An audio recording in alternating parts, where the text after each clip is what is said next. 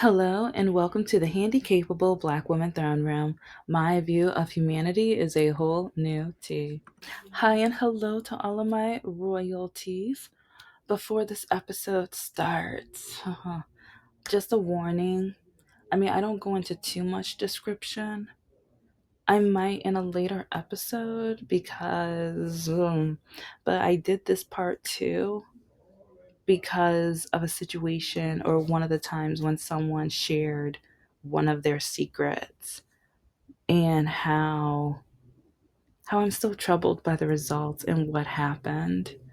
And but at the same time, if you ever hear about someone who has been ABUSC mentally and physically and things like that, or and that they provide proof and now you could be a witness, do whatever you can do, support them, like listen to them. And I mean listen to them.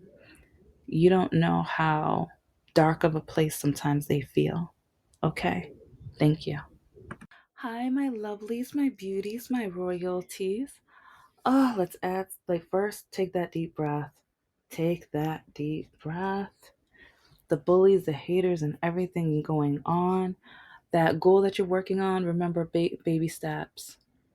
It's like some of us, like myself, because even with my candle business right now, I keep thinking, okay, I need to start selling. I need to do this. I need to do that. And I'm just like, no, but I'm still working to make sure the formulas and the testing and the codes and I still need to work out the Etsy and the platforms. And it's like, but good news is with my degrees, I already kind of know my branding and the marketing. There's so much to do, but I'll be talking more about that on the other channel. But yeah, so just remember baby steps. My baby steps are this week are write parts, like work on one of the chapters of the novel and working on the candle label, because there's two other parts I want to work on, but I have to wait for the shipments. I have to wait for the shipments. Yeah. So, but I'm ready. I'm doing it. You can do it too. Don't give up. Chin up. Keep going. But yeah, let's get that scorching hot petty tea. And if you like it cold, hold the ice because the ice is a hot mess in these streets, babies. And we're going to need a couple extra spoonfuls of sugar with this one because a spoonful of sugar helps the petty go down. And this is a part two. I wasn't going to do a part two, but then I kind of realized with one of my examples, because, well, actually two, because especially when I've had people who, in order to be my friend, they try to tell me such, like, either deep secrets or different things, because then I find out they want something from me, so they think them telling me would force me or make me feel bad, or because Mr. Lakaki would always do this. I mean, he did, like, the more I remember, because after I broke up with him, I was like, it was so much. It was very emotional because of all the trauma and how determined he was to destroy my life. Because he would even tell me, it's like, I'm a white man, you're a black woman. You're not supposed to have an easier life than me. And yes, he was intoxicated. Yes, he was on special candy. But he does not realize how many racist things he would say. But then when I tried to break up with him, he would threaten his life, threaten to punch holes in the wall, threaten to damage my car, and so on and so forth. And or well, oh, he would take out his phone and show himself banging other women, or not, like, having fun with other women in bed, and because he recorded it and took pictures of it and stuff like that. Yeah, yeah, yeah. Because see, it's like this is what I'm talking about. There's so many men, they say everything, they don't even care.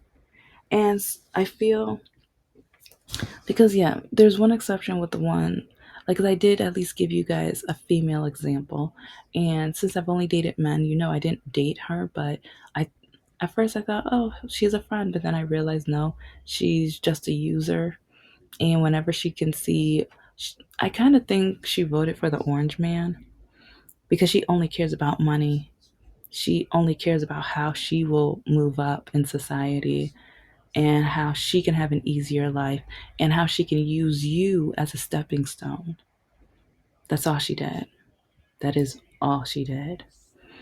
But with a lot of these men, which is one reason why I want to have the part two, because I know I mentioned how, like, sometimes when I hear the guys talk about their baby mamas or the baby mother would call, and I would hear how they spoke to her. And I was like, nope, I am never hanging out with him again. I'm not going on a date. I don't want even, I don't want friendship.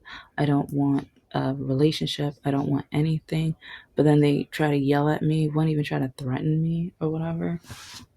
Cause I remember one of them, see, he knew kind of where I worked, but then I realized he was following me to some of my jobs and stuff like that. And he kept telling me that I need to give him a chance or talk to him in the parking lot. And I remember one time I was working an alcohol promo, and he took a picture and sent it to me, telling me he was in the parking lot. And I was so scared. I told the manager, and the manager called up his family because yeah, it's like they're middle, yeah, Arabic, middle, like yeah. So he called them up, and yeah, they took care of the situation and everything.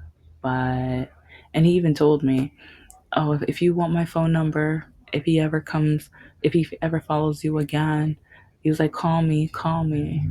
I still have his number too, but now I was like, no, because now, like, especially once I start the candle business, I would really love to drop off a candle for him because I remember at that end of the, because I went to his store a few times, and each time he was so polite and he was so nice.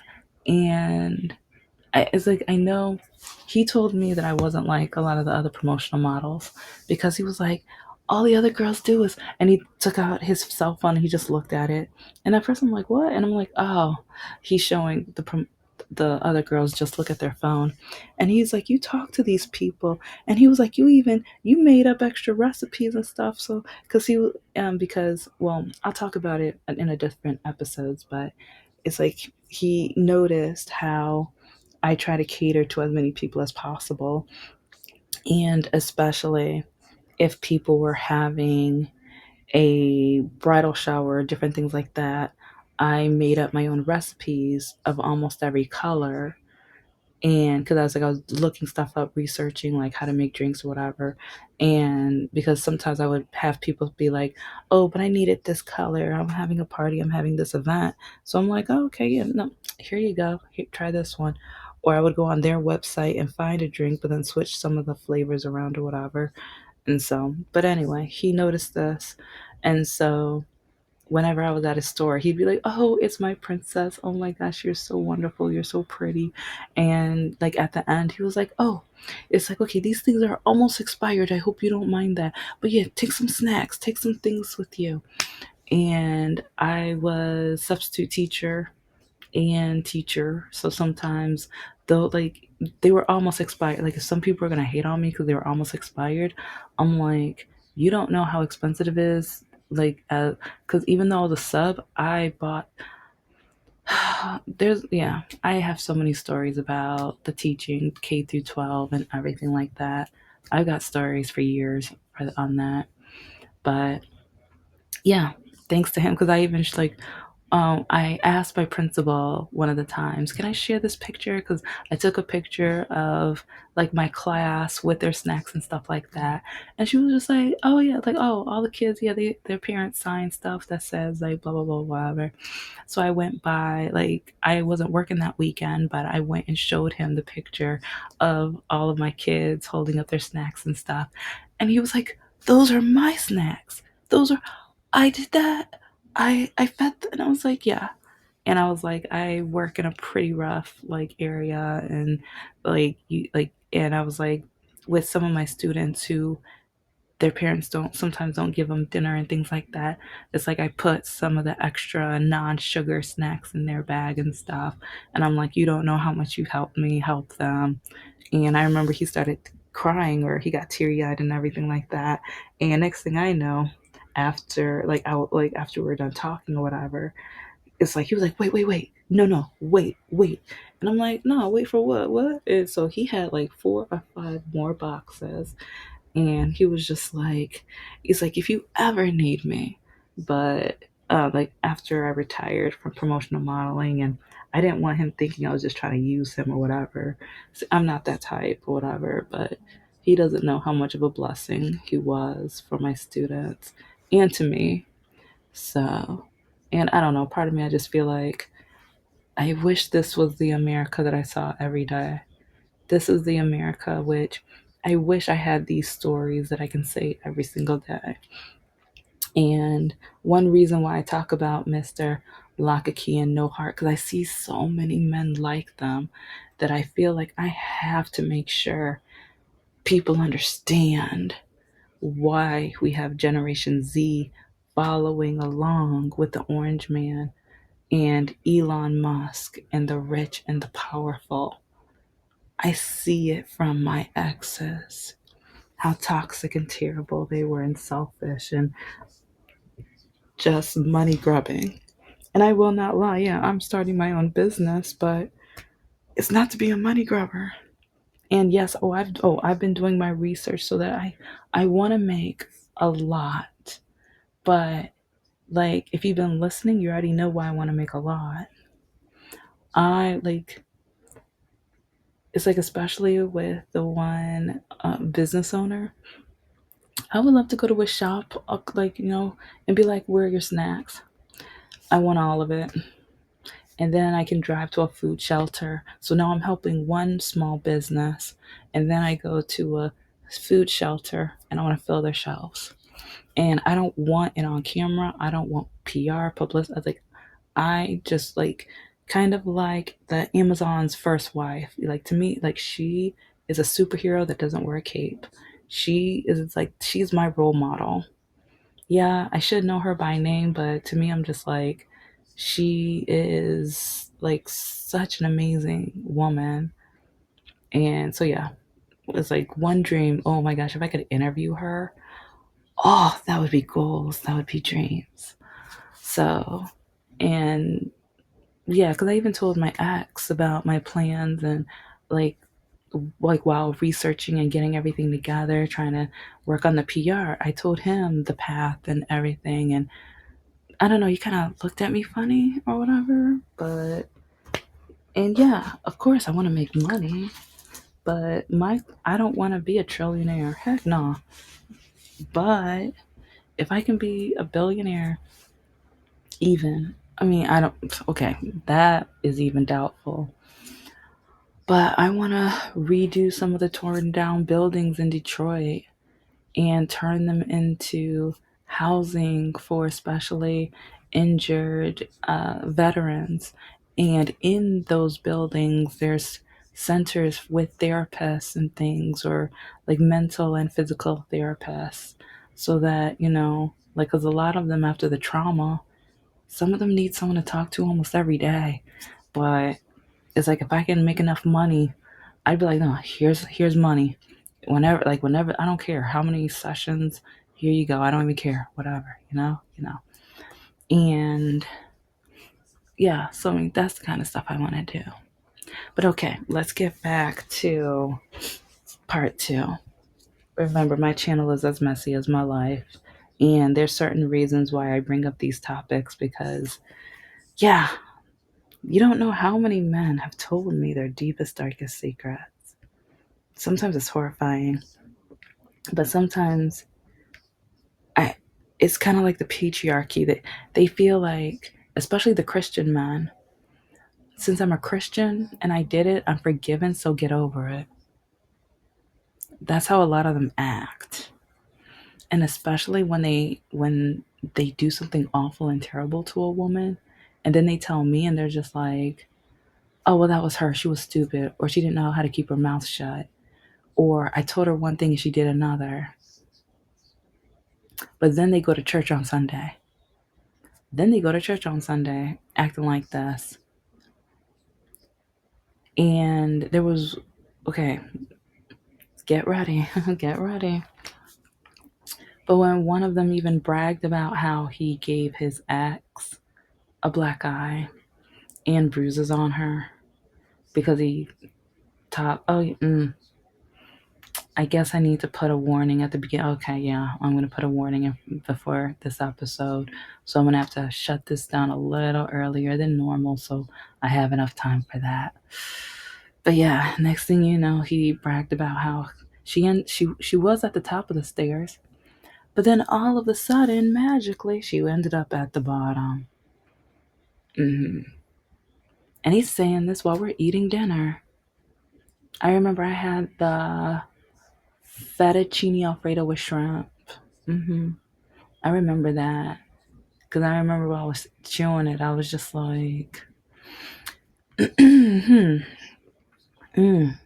how come I'm having one of the most delicious meals of my life while listening to one of the most disgusting stories of my life? And one of the worst parts, because I'm going to get back to it or whatever, because, he was so cocky about it. But then since he was Christian, yeah, just wait. Because I remember how she called him because, like, something was happening with one of the kids or whatever, and he was, like, almost yelling at her. And so, anyways, after that, I thought, like, I think it was a few days later, he asked me, when are we going out again? And I'm like, oh, I don't really think. He was like, no, don't think. He was like, no, like, you know what? I'll plan. And I was like, no, don't worry, no. I really don't think we're a match. He was like, I told you not to think. See, now you're doing what my ex used to do. Don't think. That's my job.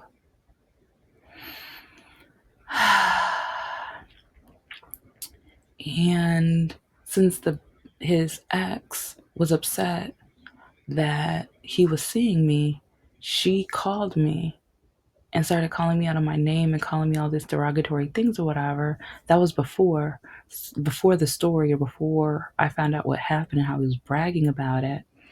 So then I decided, I was like, okay, I'm going to call her and tell her I'm a witness because he said he didn't get arrested because he talked her out of it. It's like, because he told her it was her fault and blah, blah, blah, whatever, and how she needs to be quiet. So I called her and told her. He told me everything. If you ever want to go to the police station, who the F do you think you are? Like, oh, not my man. Oh, hold up, he's your man again. Oh, last time I checked, he's still trying to take me out to dinner. He's your man again. When that happened? What time? What, like, what? Okay, I'm confused. But it's like, but that's why some of these men get away. And it's like, especially like, yeah, the Epstein files. Sometimes people wonder, how did it get this far? Because a lot of men, they feel like they can do whatever they want. The patriarchy has taught them that they can do anything and everything they want, especially if they're Christian. Because if they make a mistake, God's gonna forgive them. Who's a woman? A woman's not gonna, like, no. A woman's made out of a man's rib, so she has less power. Or the man has the power over the woman. And as long as God forgives them, they, like, yeah. And then the man's head of the household. Like, these are a lot of the things that I was getting out of the church. These are a lot of the things where, especially when they talk about marriage and how a woman's supposed to like listen to the man. If you've been listening, you already know about what my pastor would say after his divorce, right before he got married to a second wife, that when you get married, women, ladies, that you are not supposed to argue with your husband, even if you disagree. The man is in charge, and you're supposed to do what the man says, even if you think he's wrong. That's what my pastor taught. Whew, that's what my pastor taught. And then my pastor even said, that men want the three B's. And one of them was like, because we already know like two of them, but he also said books, but then he switched it. He was like, no, but the Bible. The only book a man cares that you know is the Bible. A good man only cares if you know about the Bible. And a lot of these pastors out here, either you have to get their permission to read a book. Never. I will never. And or like the way I don't know. It's just some of the things that I hear some of these pastors say. But then they want to talk about how Democrats are the toxic ones. They like Democrats are the violent ones and everything like that. But then the things I keep hearing from the Republican Party, especially from their secret chats or whatever in the gas chambers and hurting people and like picking on people and taking people's rights away, especially the right to vote or their voice to actually matter so that they can get their own representation because a lot of the colonizers up in this country don't care about what we need. And even though we have racial discrimination when it comes to the environment and work, and just like the expressways were built based off of racism. If you don't know that, I already talk about that in another episode, so catch up. So I don't know. I'm just. but a lot of these men, when it comes to secrets, they think that they're just like they feel like they can do anything and say anything, and that a woman's not going to tell on them. They don't think it's going to get back to them. And so I think, and I know, like, since I'm saying don't snitch on yourself, but sometimes, like, it's like the gall. Oh my gosh. Like, okay, back to the restaurant. When this man is saying what he did to her, he's laughing. And he was like, look how big that lump is on her eye. Look at what I did. That's like, she was so stupid that night. And I'm trying to remember what it was over, but it was over a chore. I think it was like the dishes or dishwasher or something like that. And like I think the baby was crying or hungry, whatever. And yeah, she didn't um, empty or fill it up quick enough, and he got tired of like I don't know. It's like I'm trying to remember the story, but like I've had so much trauma in my life, and I've heard so much trauma that like sometimes with my brain, I'm just like, can I forget this? Especially after I called her and I tried to tell her that I support her and I will go to the police station. I tried to tell her that I have your back. I will not let this, like, the way that this happened to you, I know. And now he's trying to train me or tell me, don't think, don't do this. And how aggressive he was after, like once he realized I didn't want anything to do with him. Oh, it was scary. It was pretty scary because he wasn't having that. You're trying to tell me no? You stupid. Like, how you gonna tell me no? Do you know how many women try to go at me? Okay, and I remember telling him, if so many women are going after you, then maybe you need to go with the, what the F did you just tell me? You have an opportunity to be with me and you're gonna tell me to go with one of these other, and he was like, now see, you're trying to act like you're all educated, but you're really stupid. And then, yeah, you just keep saying that I'm stupid, that I'm dumb, and all of this other stuff. And then he's telling me how tall he is. Like, do you know how many men are like? Because I mean, I think he was like 6'3" or 6'4", something like that.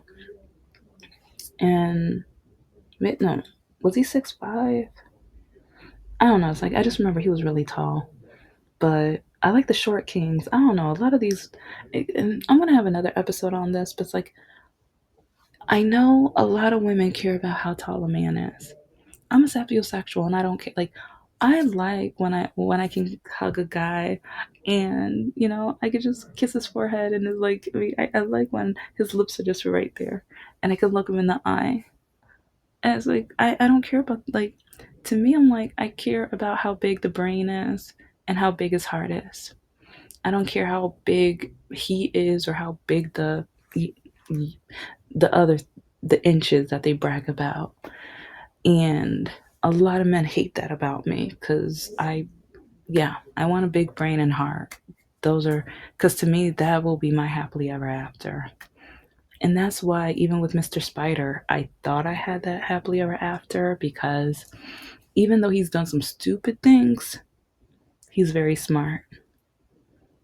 Even though he had some very selfish, like he didn't listen to me from the beginning, he didn't care about how this was going to, like, yeah, let's just say he was, even though he was very, very selfish, like from the beginning to the end, because he only cared about what he wanted. He only cared about how he was going to feel.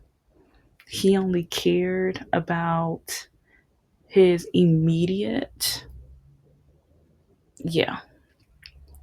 He is still one of the most selfless men I've ever met in my life. And so that's one reason why I am going to drag him, but I'm going to drag him with respect. There's like, and that's why, like, but with his ex wife, I don't respect her. Like, once you call me obese special ed and things like, yeah, you lost all my respect. Every little secret that I know about her, every little secret I know about her, I don't care. I do not care. I will say, and spill all. Because once you treat me and like that, like trash, and dehumanize me, buckle up. Okay, buckle up. So at the end of the day, be careful with your secrets and know who you're going to tell your secrets to. Because, like I said, so many people, so many men, and sometimes I wonder, is it because I was brought up in the church and I was brought up conservative, so people kind of get that, oh, she's so innocent and sweet and nice and understanding, and oh, she's like, she will understand, or she will, have deep thoughts, or I don't know. I wish I understood, because there are some secrets in my, like in my mind, I can picture my brain just being like, burning these brain cells. Nope. Nope. Never. Don't think about these again. That's how bad some of those, like the things that some of these men have told me, to the point where, yeah, my brain is just like, safer to forget, safer to not. Like, have you guys ever been through that? And you know what? It's like, sometimes, like, have you guys ever later in life found out some secrets from your parents? Yeah, and you know what? Out of respect, yeah, I'm gonna keep those in, like, yeah, yeah. Even though I had a terrible relationship with my mother, I will give her, like, well, no, I will tell the trauma.